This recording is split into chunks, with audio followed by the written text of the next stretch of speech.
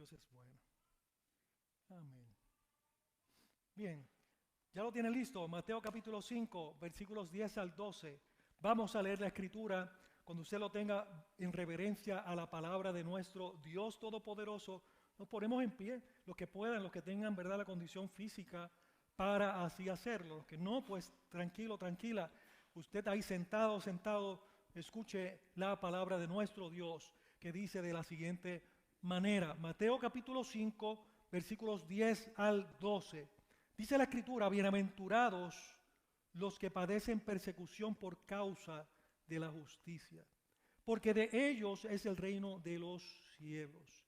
Bienaventurados sois cuando por mi causa os vituperen y os persigan y digan toda clase de mal contra vosotros mintiendo.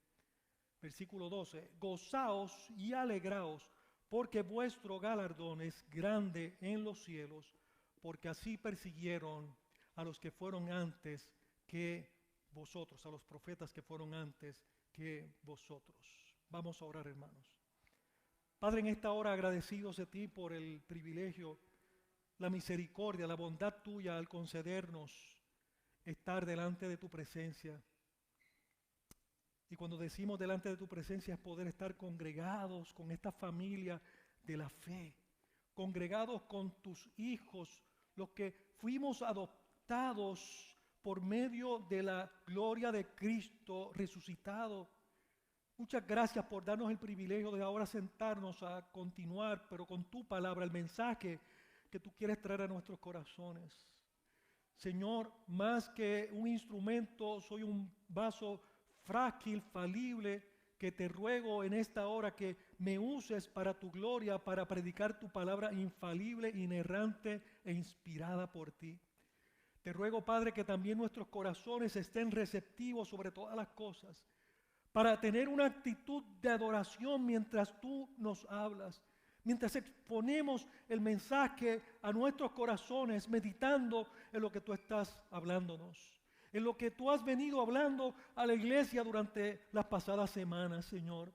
Que hoy no sea un día más, que hoy sea ese día donde nosotros podamos recapitular, Dios, lo que tú estás requiriendo de tu iglesia, y que afirmes nuestros corazones en nuestro caminar. A cada individuo, cada persona de este lugar, ese santuario donde te hemos venido a adorar, Dios, háblanos como solo tú lo puedes hacer. Te necesitamos.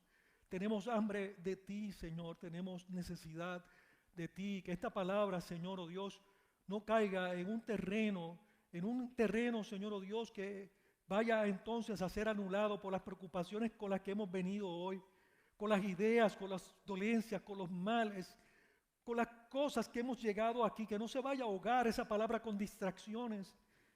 Ayúdanos, Señor, a retenerla también, para de esa manera honrarte y bendecirte, Padre mío. Te pido, Dios de gloria, en esta hora estas cosas, en el nombre de tu Hijo Jesús, por quien damos gloria y decimos amén. Pueden tomar asiento.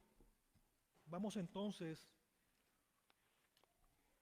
a comenzar la exposición de esta palabra de hoy con el título que es el mismo mensaje que aparece en esos versículos 10 al 12. El mensaje de la palabra de hoy es: bienaventurados precisamente los que padecen persecución. Es posible que algunos de nosotros, cuando hablamos de persecución, no nos llame la atención o no pensemos que esto no se aplica a nuestras vidas, porque el entorno en América simplemente es uno donde de forma general no hemos experimentado la persecución como la conocemos, o la tribulación. La palabra persecución y tribulación son parejas, van juntas en lo que es el griego o en el original que vemos y leemos en el Nuevo Testamento.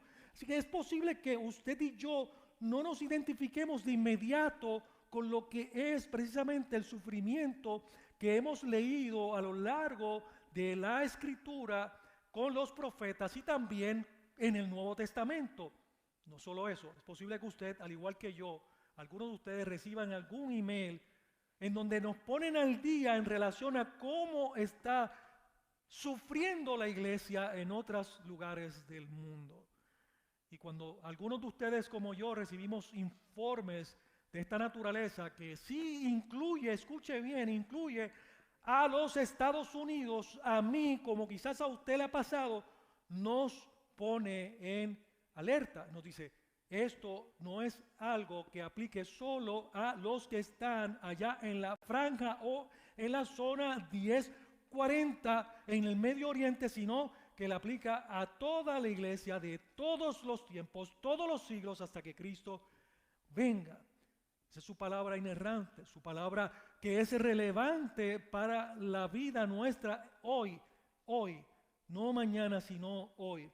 Así que esta tarde, con ese fin, estaremos exponiendo la palabra de Dios a la luz de lo que consideramos la octava bienaventuranza.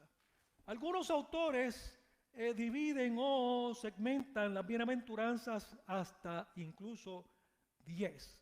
Toman estos versículos del 10 al 12 y ahí entonces se encuentran 3 bienaventuranzas. Sin embargo, nosotros de forma conservadora entendemos a la luz de lo que estamos leyendo que los versículos 10 al 12 se refieren específicamente a la tribulación, a la persecución de los cristianos, y lo está englobando todo, pero lo está expandiendo en los versículos 11 de manera tal que nosotros tengamos un entendimiento más claro. Entonces, cuando comenzamos analizando el mensaje de nuestro Señor Jesucristo, ese primer discurso que nosotros hemos conocido a lo largo de los siglos como el Sermón del Monte, que consta de los capítulos 5, que llevamos ahí unas semanas, hasta el capítulo 7, nosotros podemos ver que Jesucristo precisamente ese mensaje lo repitió a lo largo de sus 3 años de ministerio. Es decir, si usted lee los capítulos 5 al 7 de una sola vez, puede ser que nos tome unos 10, 15 minutos en leerlo. Lo que les quiero decir con esto, que la forma de enseñar de los maestros, de aquellos hombres que se disponían a explicar la escritura a ciertos discípulos, les tomaba un tiempo. Quiere decir que ellos estaban ahí semanas y semanas, y este mensaje que ubica entre los capítulos 5 y 7, entendemos que Jesús lo estuvo repitiendo de muchas formas a sus discípulos y a toda esa audiencia con la cual Él se topó en su ministerio. Su mensaje principal, cuando Él rompe el telón, rompe el hielo en la predicación, es arrepentíos y convertidos. Él llama al pueblo a arrepentimiento y da una explicación que no dio Juan el Bautista. Él dice, porque el reino de los cielos se ha acercado. Y hemos hablado las semanas anteriores que el reino de los cielos es Cristo inaugurando su reino. Por eso hemos titulado nuestra serie, como vemos acá en la pantalla, Jesucristo. Jesús es el rey ¿de qué? De gracia. Y hemos estado explicando el concepto gracia y repitiéndolo porque es necesario que lo entendamos, pero también es de paz. Es el que nos reconcilia con Dios. Gracia es cuando Él nos da aquello que nosotros no merecemos, y la paz que únicamente podemos tener con Dios es a través de este Rey que ha inaugurado su reino. Por eso nosotros debemos entender y adorar y exaltar a Dios, tener una actitud de alabanza cuando escuchamos y predicamos y entendemos lo que Dios nos está hablando aquí, porque Él cumplió sus promesas en Cristo Jesús, nuestro Señor. Cristo mismo es la piedra angular, Él es la cabeza, Él es el pastor de pastores, Él es el Rey de gracia y paz que vino e inauguró ese reino glorioso. Hermanos, estamos por eso decimos, como dicen los puritanos, como dicen los reformadores, entre el reino de Él fue inaugurado, pero todavía no se ha culminado, y vamos a ver al final que vamos a concluir precisamente hablando de la esperanza gloriosa que tenemos, que vamos a tener en la culminación de los siglos, cuando Cristo venga por segunda vez. Ahora, ese reino que Cristo ha estado formando a través de los siglos es un reino constituido, conformado por personas de toda lengua, de toda raza, de toda nación. Ya no es una etnia. Ya eso no es una nación como tal, el pueblo de Israel con quien Dios está tratando, porque la pared divisoria que nos separaba, Cristo la rompió en su sangre. El velo del templo se rasgó para que todo aquel que quiere entrar a este reino de gracia y de paz venga a través de la sangre gloriosa de Cristo Jesús, Señor nuestro. Sean judíos, sean gentiles, sean de Venezuela, sean de Nicaragua, de Perú, de Colombia, de México. Hey, todo el mundo amén ahí, todas las nacionalidades, ¿verdad? Venezuela lo dije, ¿verdad, hermana? Puerto Rico, no se nos quede, ¿verdad? Damos gracias a Dios porque Él ha elegido a su pueblo sin distinción. Ya no hay separación entre estatus social, hermanos. No hay unos mejores que otros. Todos somos iguales delante de Él. Es por eso que cuando Jesús comienza su discurso, ¿qué hace Él? Lo dirige a los que serían los ciudadanos de su reino. Jesús está hablándole a una comunidad, a un grupo de personas grande que estaba allí, pero ¿sabes qué? Sus discípulos se acercaron a Él y Él se sentó. Y como les explicábamos el pastor Ovidio y yo, lo normal es que lo rodeen a su maestro, lo rodeen, y ahí entonces Él empieza a dirigir las enseñanzas a ellos con amor, con dedicación, como esas ovejas que van a pertenecer a su redil. De hecho, ya habían dos, según Lucas nos dice, ya habían dos discípulos reclutados por Cristo antes de que nosotros viéramos toda esta narrativa que Mateo está diciendo. Sin embargo, también había una audiencia. Si ustedes toman el círculo de Hechos capítulo 1 versículo 8, donde dice, y este evangelio será predicado ¿dónde? En Judea, en Samaria, en todas las partes, pero hay un círculo que se sigue ampliando y se sigue ampliando.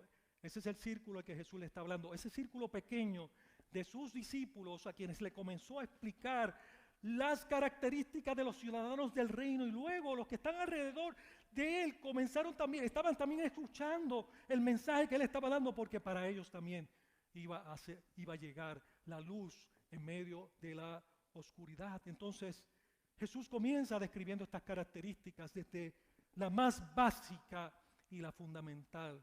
Esa es la llave, esa es la puerta, ese es el camino para entrar al reino de los cielos. Y Jesús nos dice cuál es. ¿Cuál es entonces esa puerta? Comenzamos con la bienaventuranza, la primera bienaventuranza, el nuevo nacimiento. Nadie puede entrar al reino de los cielos si no nace de nuevo. ¿Por qué? Porque nada inmundo puede entrar o ser miembro del cuerpo de Cristo si no se pasa por la sangre purificadora de Jesús. Nadie puede ser su discípulo. Ya lo hemos mencionado. Jesús enseña que una persona no puede ser pobre en espíritu. ¿Hasta cuándo, hermano y hermana? Hasta que Dios nos da un corazón nuevo.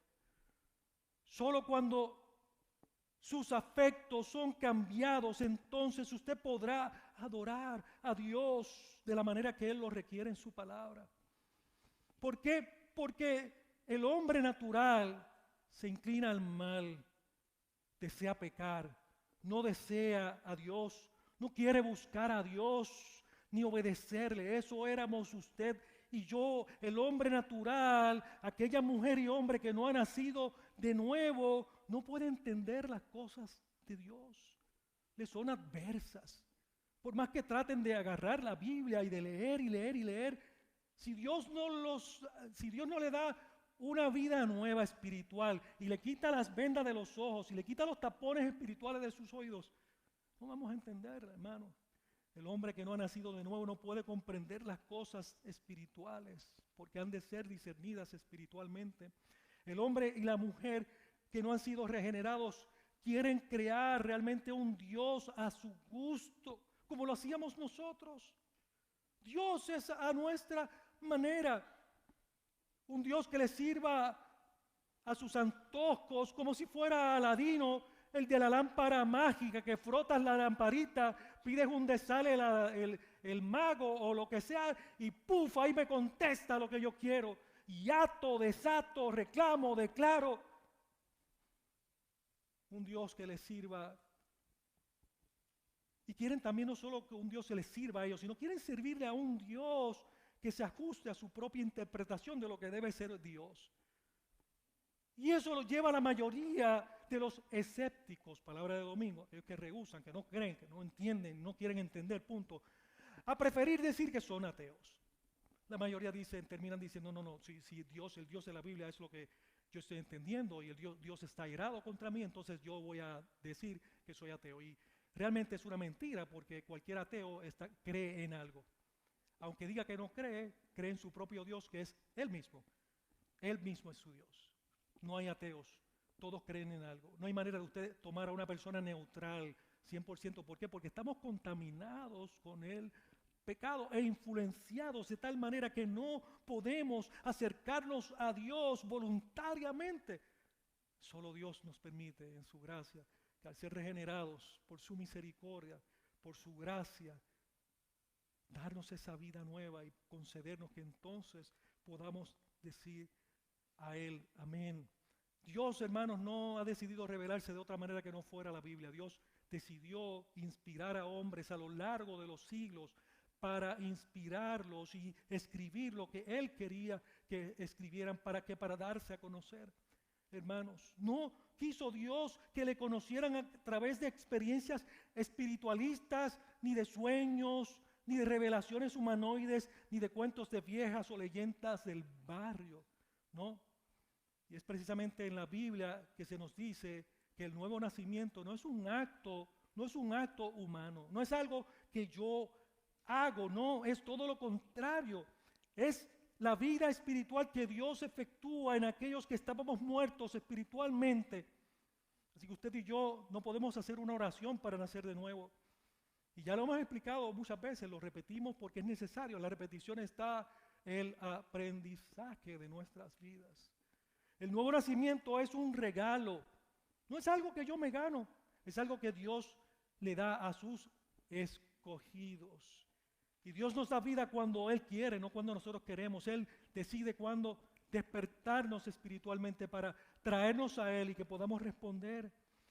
Es el milagro más grande que puede experimentar un ser humano. Usted ver que alguien realmente comience a amar lo que antes odiaba. Hermanos, si no hay forma de que nosotros podamos decir que una persona está neutral en cuanto a su relación con Dios porque digamos que externamente se ve una persona buena.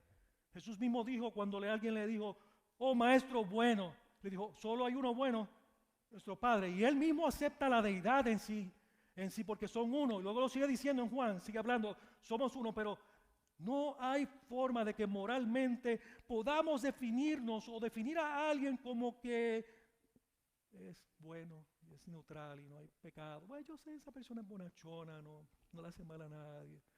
Tú ves, no peca, pero realmente la Biblia dice que estábamos podridos, que nuestros corazones corruptos nos separaban totalmente de Dios, independientemente de que nuestra forma externa figurara cierta piedad. Para Dios la piedad fuera del nuevo nacimiento es inmundicia. Dice que Dios aborrece las buenas acciones de los hombres cuando pretenden con ellas adorar a Dios. Dios lo aborrece, porque el único medio, el camino de entrada al reino de Cristo, una cosa la lleva a la otra, es precisamente el que nosotros podamos tener vida en Él. Primero tiene que haber una conciencia en nosotros de una necesidad espiritual antes de que podamos sentir nosotros dolor por nuestro pecado propio y el de otras personas. Cosas que ofenden a Dios de nuestra parte y de parte de otros. Primero tiene que haber un despertar espiritual, hermanos y hermanas. Una cosa lleva a la otra, a esa entrada del reino. Estas dos primeras cualidades. Una es el que nos podamos ver nosotros nuestra posición de incompetencia espiritual. Y la otra es precisamente que podamos llorar, sufrir, dolernos por aquello que ofende a Dios. Son necesarias porque esas nos llevan a la humildad, a ser mansos. Es como único una persona puede ser mansa. No puede tener hambre y sed de justicia si no tiene primero conciencia de su necesidad espiritual, como hemos mencionado antes, hermanos. Jesús está enseñando que todo verdadero discípulo posee estas cualidades. Entonces, Cuando un cristiano comienza a imitar a Cristo, como lo describe en estas 7 bienaventuranzas que ya hemos estudiado hasta la semana pasada, y como lo describe Pablo en el capítulo 5 y versículo 22, hablando, viviendo en el Espíritu y no en la carne, no en las obras de la carne, sino viviendo en el Espíritu, usted no tenga la menor duda, hermano y hermano, de que vamos a encontrar oposición. Cuando usted comienza a exhibir con su vida, con su manera de ser, como hemos dicho, no es lo que hacemos, sino lo que somos. Y cuando somos realmente alcanzados por la gracia de Dios y hemos sido regenerados verdaderamente, somos hijos de Dios y comenzamos a vivir de la manera en que Él es, a imitar a Cristo. Jesús mismo lo dijo. Fíjese en Juan capítulo 15, vaya conmigo por favor allí, Juan capítulo 15, versículo 19 y la parte A del versículo 20.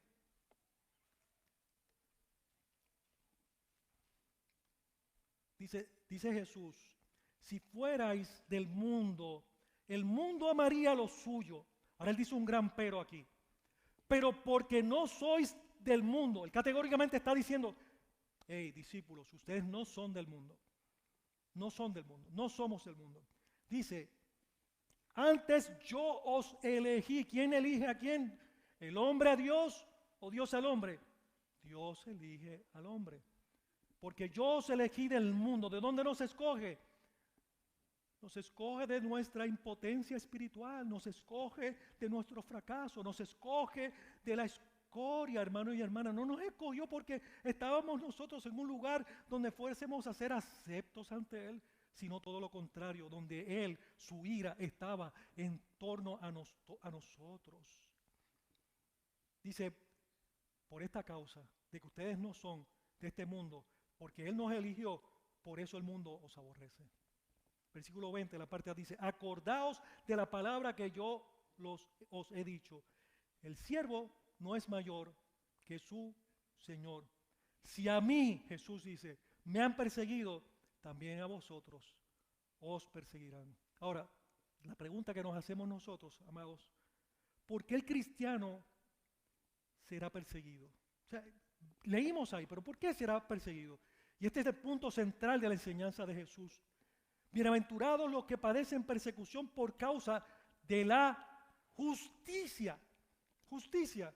¿Por qué? Y hay una promesa que la vamos a ver al final, la vamos a ver para el final. Porque de ellos es el reino de los cielos. Luego amplía y dice, bienaventurados sois cuando por mi causa. Así que 2 aspectos de esta persecución o de lo que son las tribulaciones. Por causa de la justicia y por su causa. Él dice, os vituperen y os persigan y digan toda clase de mal en contra de vosotros, pero luego añade, mintiendo. Vamos a desempacar un poco esto. Porque si usted observa bien lo que Jesús quiere decir con esto, la respuesta precisamente está en la frase, a causa de la justicia, y también en la frase que remarqué cuando lo leí, son paralelas del versículo 11 que dice, a causa de mí o por mi causa. Jesús no dice, bienaventurados los que son perseguidos en general, como si el Señor estuviera admitiendo cualquier tipo de persecución. No, eso no es lo que Jesús dice, sino que lo que Él dice es, bienaventurados los que padecen persecución por causa de la justicia. Por causa de la justicia. Y lo que esto significa es lo siguiente, que son bienaventurados aquellos que sufren persecución. ¿Por qué? Porque la gracia de Dios se ha puesto a favor de ellos. Y estos hermanos y hermanas, como usted y yo, nos hemos propuesto a vivir como Jesús, a imitar a Cristo en nuestras vidas. Porque por la gracia de Dios hemos recibido la justicia de Cristo en nuestras vidas. Y hemos hablado de esto ya, el sermón pasado, el pastor Ovidio también lo mencionó. Así que ser justo, practicar la justicia, en realidad significa que hay que ser como Cristo. Eso es de lo que estamos hablando con la justicia. La razón por la cual seremos perseguidos, dice la Escritura, dice Jesús, que es por ser como Cristo. La justicia de Él ha sido imputada a los injustos. Hemos sido justificados por la fe y ahora tenemos paz para con Dios por medio de Cristo Jesús, Señor nuestro. ¿Para qué? Para ser como Él. Ese es el fin de Dios en nuestras vidas en el Evangelio, que nos parezcamos cada día más a su Hijo. Así que Jesús está hablando de aquellos que se han comprometido con la causa de Dios, y la justicia es la clase de conducta de aquellos a los que se le ha concedido tener esa posición de honor, de ser ahora llamados hijos del Señor. Hermano, mire para su lado y ve a aquel que es hermana y hermano suyo y mío. Mire para su lado. De esto estamos hablando, hermanos. Somos más que una iglesia, que decir Roca, Iglesia Bautista Roca de los Siglos y amén. Una familia, porque hemos sido adoptados al cuerpo de Cristo. Una posición ahora correcta. Antes estábamos enemistados, ahora tenemos una posición correcta. Así que, amada iglesia y amados amigos, yo quiero que usted entienda que aunque la salvación es por pura gracia, es por gracia, ciertamente hay un tipo de conducta que se espera de los que hemos recibido el regalo de Dios. Y este tipo de conducta es la clase de vida sobre la que Jesús declara su bendición aquí, en todas estas bienaventuranzas. Pero la pregunta que nos hacemos es, ¿por qué se nos hace tan difícil vivir conforme al carácter de Cristo, que Cristo está enseñando aquí, que nos debe de distinguir del resto de los demás, del resto de la gente? ¿Y cuál es la respuesta? Ustedes la deben de tener, ya lo hemos hablado. ¿Cuál es la respuesta? El pecado residual, nuestra carne, el diablo. Fíjese cómo funciona esto en la vida del cristiano, en la vida cristiana según lo dice la Biblia. Nosotros nacemos de nuevo y hemos sido liberados del reino de las tinieblas y mentira. Y hemos sido traspasados ¿a dónde? Al reino de luz y verdad que es Cristo Jesús, nuestro Señor. Pero ahora nuestros afectos están inclinados de forma natural a Dios, de manera que lo podemos desear. Antes no podíamos desear de forma natural a Dios, ahora sí. Podemos sinceramente desear obedecerle, amarle, servirle, tener comunión con su iglesia y tener un compromiso con la iglesia local. Antes no existían estos afectos de forma natural. No queríamos leer la Biblia, ni queríamos congregarnos, ni amar a nuestros enemigos, ni queríamos apoyar la expansión del reino de los cielos con nuestras finanzas. No, eso no estaba en nuestras vidas, ese no era nuestro sentir. ¿Por qué? Porque no teníamos amistad con Dios. Pero entonces, ¿por qué se nos hace tan difícil? Mis amados hermanos, vuelvo y digo, la razón es porque existe una tensión entre ese pecado residual en nuestros corazones. Escuche bien, ¿cuál ha sido la clave para vencer, amada iglesia? Cuando tu anhelo por Cristo, escucha hoy esto y apúntalo, cuando tu anhelo por Cristo, tú y yo que hemos sido regenerados, cuando ese anhelo por Cristo aumenta, cuando tu deseo para obedecerle aumenta, tu inclinación al pecado disminuye. Cuando tú te apropias y deseas genuinamente vivir ahí, mirándolo a Él y siguiéndolo a Él, a pesar de todo lo que te rodea, a pesar del bombardeo que vas a recibir, y sigues procurando mantenerte, a pesar de que te caes y me caigo tantas veces, nosotros vemos las victorias nuestras afirmadas en su palabra para continuar adelante en la medida que nos negamos a nosotros mismos. Escuchen bien, solo mira el fruto de una persona que ha nacido de nuevo. Usted y yo cambiamos. Quizás usted lleva aquí de haber sido alcanzado por la gracia de Cristo algunos meses, quizás algunos años, quizás mucho tiempo. Es posible. Y amén. Comenzamos cuando somos alcanzados por Dios y esa vida nueva que Dios nos da. Nosotros comenzamos a preferir decir la verdad en lugar de la mentira, ¿sí o no? Deseamos, ¿sí o no? Deseamos decir la verdad en lugar de la mentira, ¿sí, amados cristianos? Lo deseamos. Comenzamos a obtener lo que necesitamos de forma honrada, no robando, ¿sí o no? Los casados comenzamos a guardar nuestros ojos y nuestros afectos para la mujer con la que nos casamos. Y si usted es mujer, se guarda para el esposo con el que se casó. Los hijos cristianos esos regenerados comienzan a honrar a sus padres. Les duele cuando ofenden a Dios al desobedecerles. Pero también los padres cristianos, refiriéndome tanto a papá como a mamá, comienzan a educar a sus hijos y a corregirlos como en el temor del Señor, de acuerdo con los principios de la Escritura y no conforme a lo que el mundo y sus argumentos nos enseñan. En nuestros trabajos ya no participamos de conversaciones vanas que ofenden a Dios, ni tomamos lo que no nos pertenece, lo que no es nuestro. Honramos incluso a nuestros patronos y no nos unimos a los chismes contra ellos. Esa es la vida nueva en Cristo.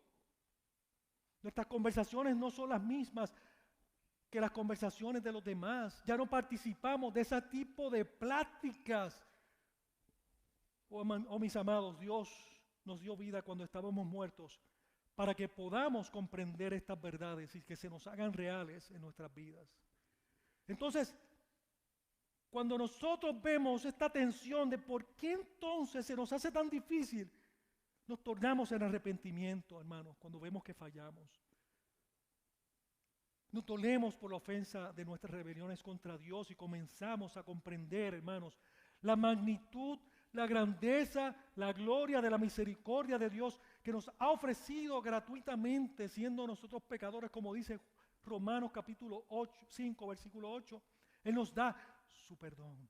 Él nos ofrece gratuitamente su perdón.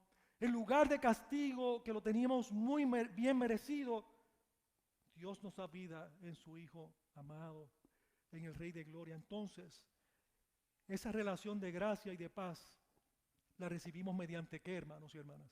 Mediante el arrepentimiento y la fe en el Rey de gracia y paz, en Cristo Jesús nuestro Señor. Esa comunión que nosotros se nos hace tan difícil tener es en Cristo. Él dijo precisamente, yo soy la vid verdadera.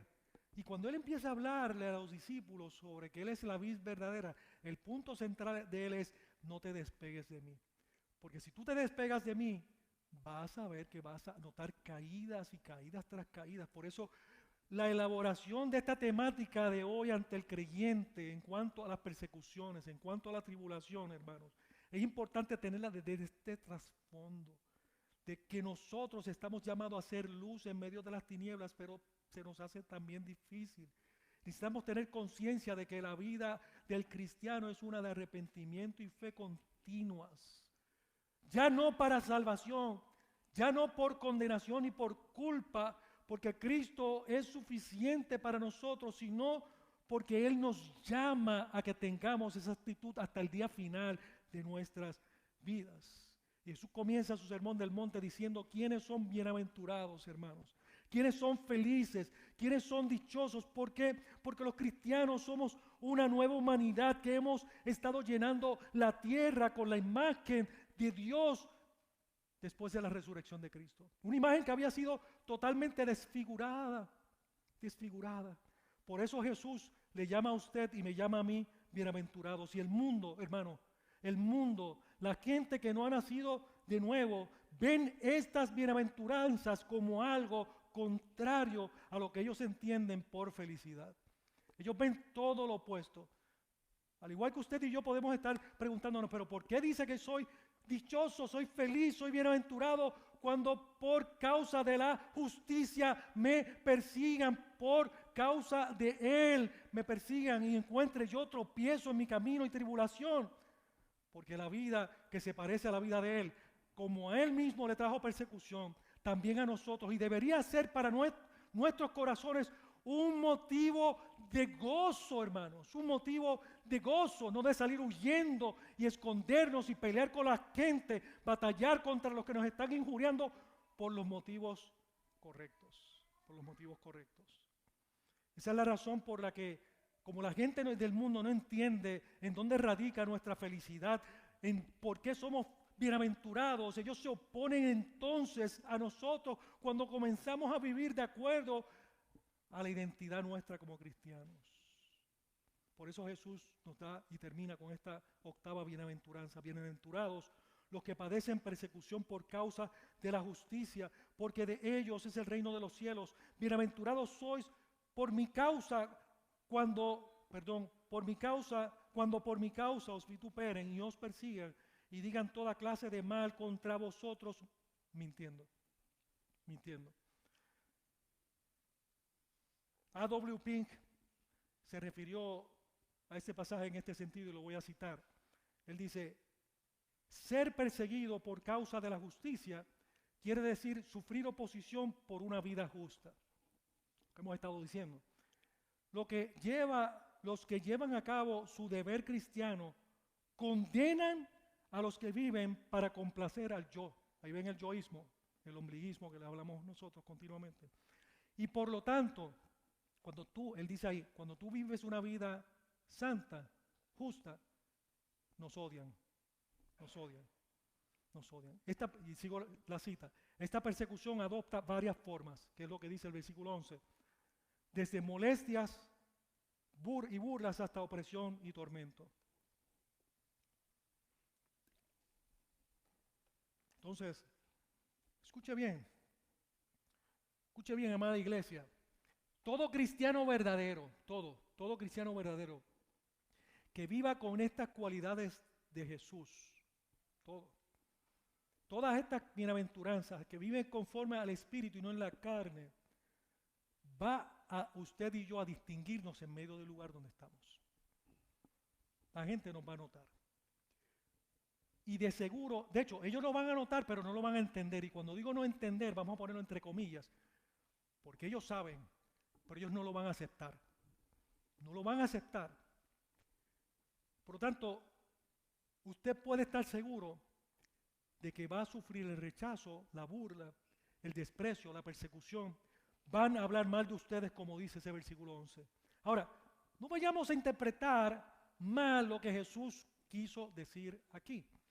Él dice que vamos a ser perseguidos por causa de ¿qué? De la justicia. Y van a hablar mal de nosotros por causa de ¿qué? De Él. Jesús no está hablando de que nos consideremos felices cuando por causa de nuestro pecado nos persigan o hablen mal de nosotros. ¿Estamos claros? Eso no es lo que dice Jesús ahí. Es todo lo contrario. Jesús estaba hablando de que somos bienaventurados cuando la gente se levante contra nosotros porque estemos dando un buen testimonio con nuestra vida práctica.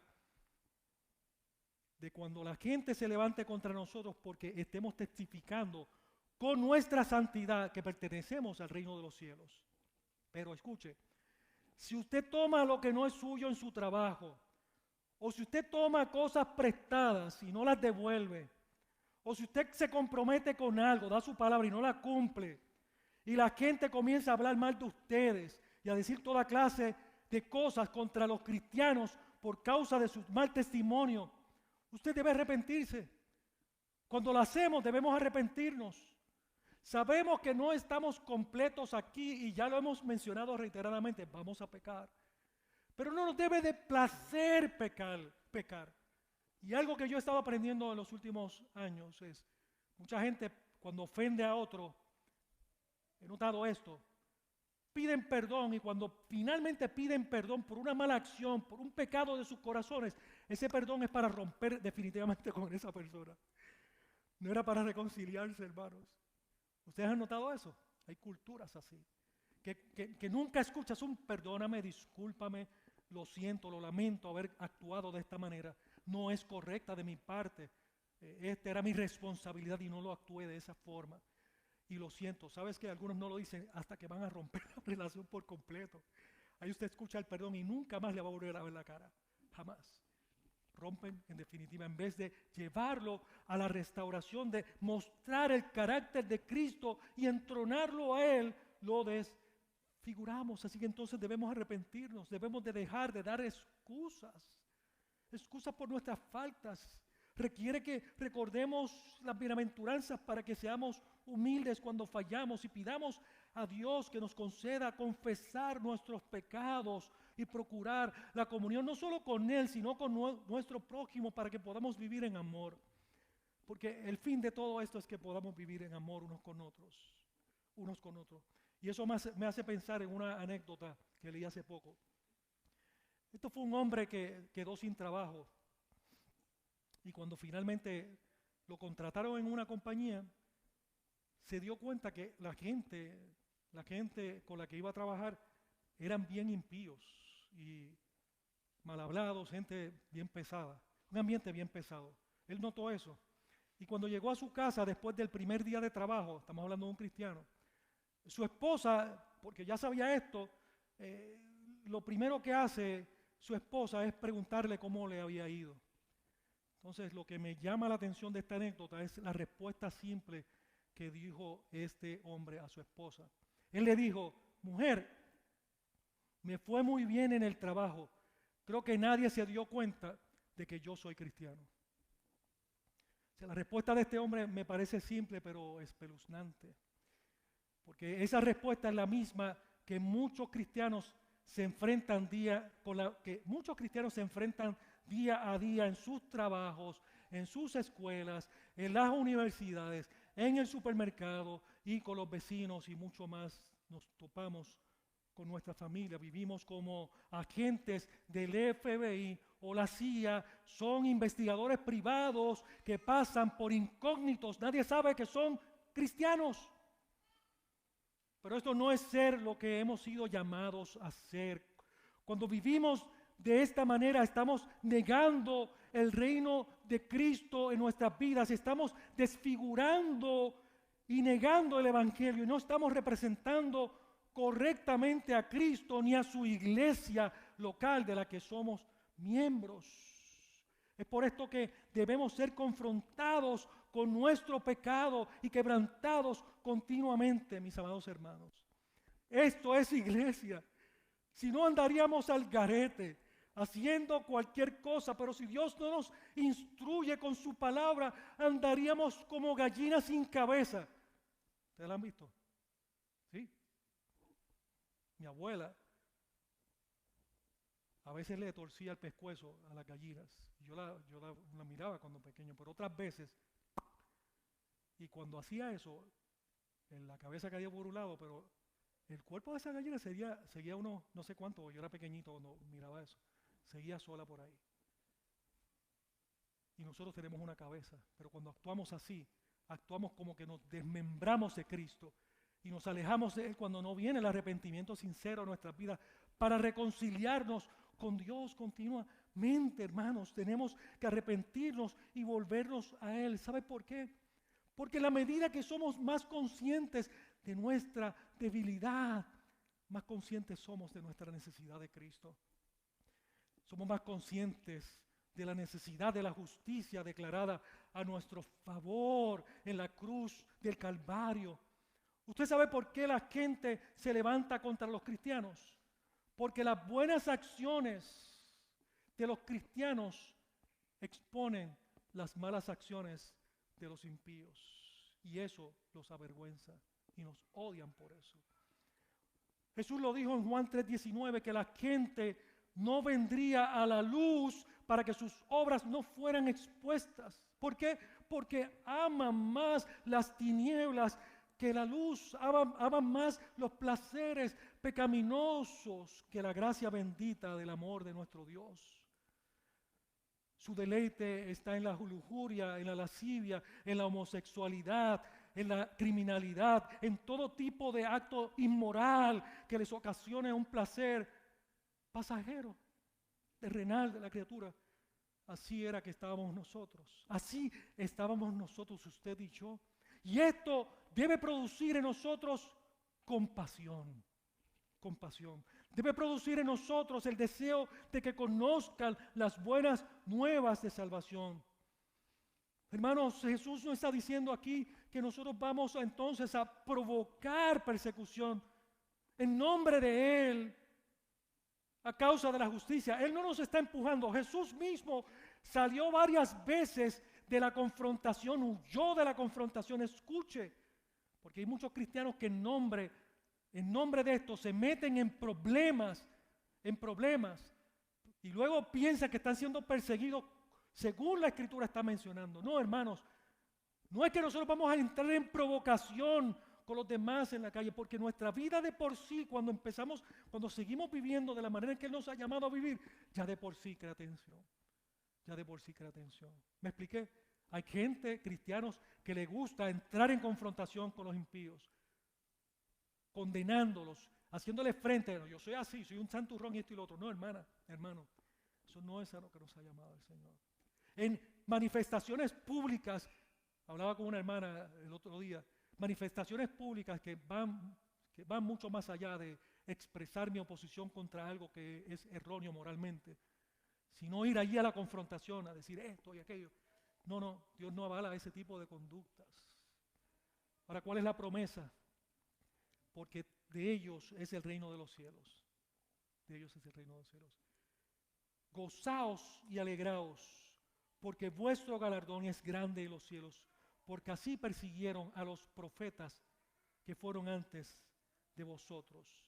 Así que, escucha esto, la audiencia original, esos judíos que estaban rodeando a Jesús, tenían una idea muy reciente como nación de lo que era la persecución. De hecho, estaba estudiando esto y para el año 175 a 164 antes de Cristo, el rey Antíoco Epífanes quiso implantar la cultura griega entre los judíos allá en Jerusalén y eliminar su religión, incluso prohibió el judaísmo.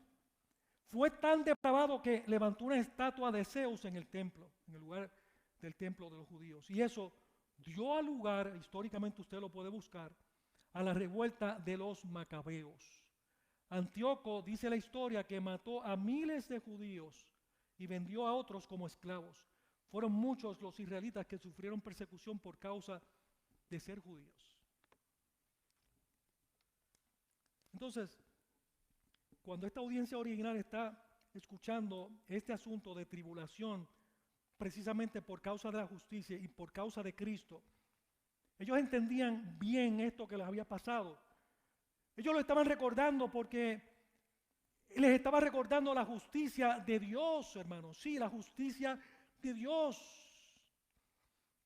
Y esa injusticia, este problema que nosotros vemos de la tensión entre la impiedad y la piedad, entre la justicia y la injusticia, viene desde la caída, no es nuevo.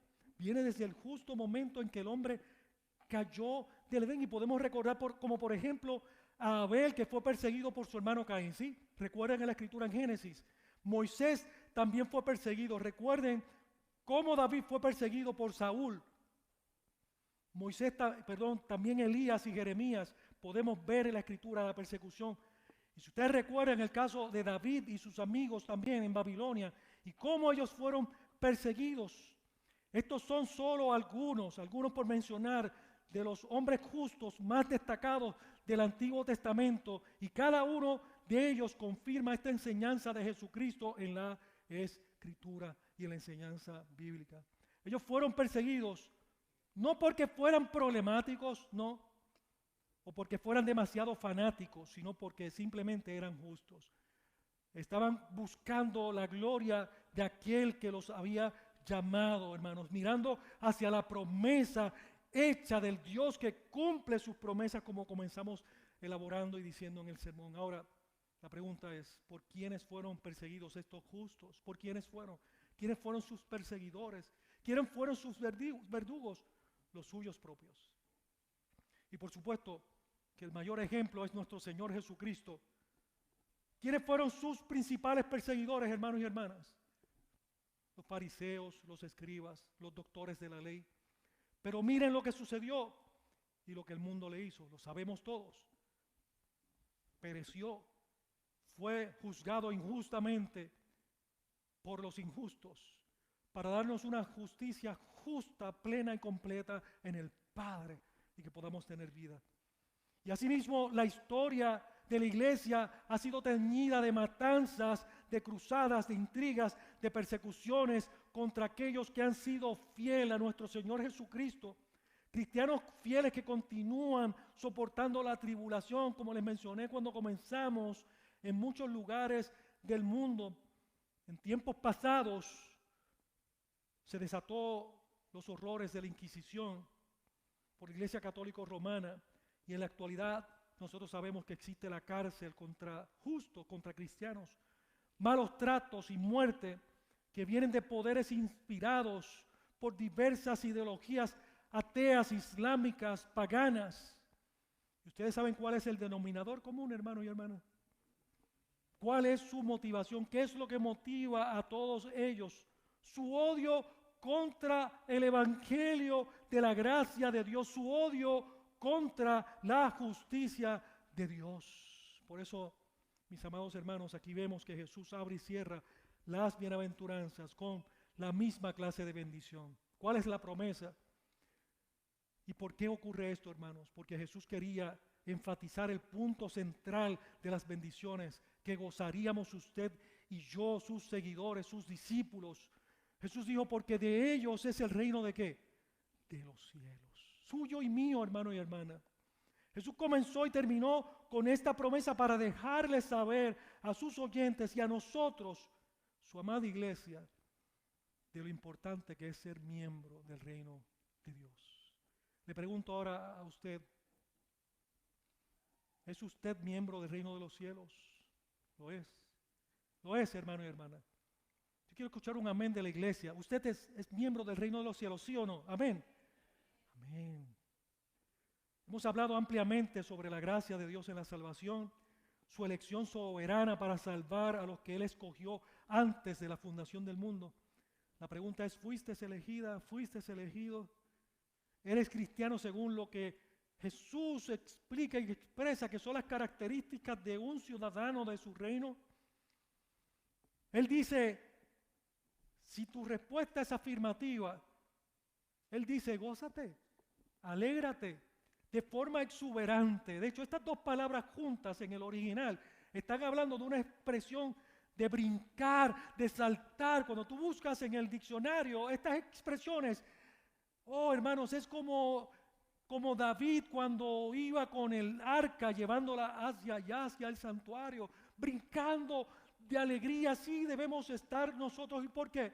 Porque Jesús dice, vuestro galardón es grande en los cielos. Así que el énfasis de Jesús aquí es que tengamos ese gozo al saber que cuando somos perseguidos, hermanos, estamos entonces viendo nosotros la validación de que somos ciudadanos de su reino. Hermanos, eso es lo que está diciendo Jesús ahí cuando se nos contraria las personas, cuando se nos cruzan las personas, cuando nos traen problemas y situaciones por causa de la justicia que ya hemos explicado, por causa de Cristo, no por mis malas acciones. Gocémonos, alegrémonos, tengamos felicidad. ¿Por qué? Porque eso está identificándonos como cristianos y no somos dignos. Usted y yo entendemos eso. No somos dignos de padecer persecución. No lo somos. No lo somos. Hemos sido justificados.